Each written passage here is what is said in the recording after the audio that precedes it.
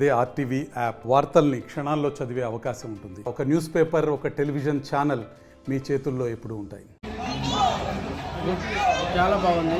శ్రావణ మాసమైనా కూడా రద్దీ ఎక్కువ ఉన్నా కూడా సిబ్బంది బాగానే నోట్ చేశారు.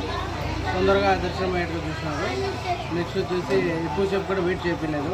మంచిగా లైన్లలో కూడా ప్రసాదాన్ని ఇచ్చారు. దర్శనం కూడా చాలా బాగా అయింది. ఎక్కువ జనాలను కరెక్ట్గా మెయింటైన్ చేశారు. సిబ్బంది కరెక్ట్గా వర్క్ చేయడం వల్ల చాలా ఫ్రీగా దర్శనం.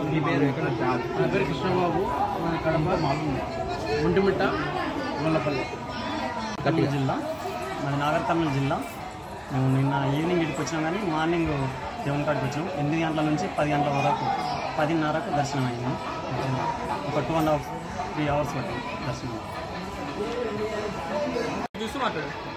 పొద్దున 7 గంటలకల్లా బయలుదేరినామండి. దర్శనం స్వామివారి ఆ తర్వాత బ్రహ్మరామదేవి దర్శనం చేస్తున్నాం. చాలా బాగా జరిగింది.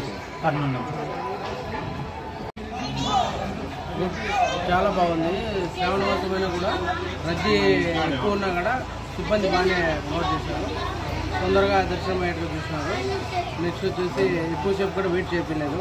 మంచిగా లైన్లలో కూడా ప్రసాదాన్ని ఇచ్చారు.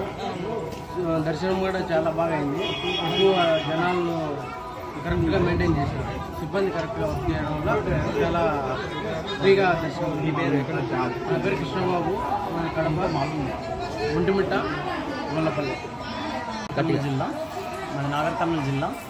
మేము నిన్న ఈవినింగ్ ఇంటికి వచ్చినాం, కానీ మార్నింగ్ దేవుని కాడికి వచ్చాం. 8 గంటల నుంచి 10 గంటల వరకు, 10:30కు దర్శనం అయింది. ఒక 2.5-3 అవర్స్ పట్టింది దర్శనం. పొద్దున 7 గంటలకల్లా బయలుదేరినామండి.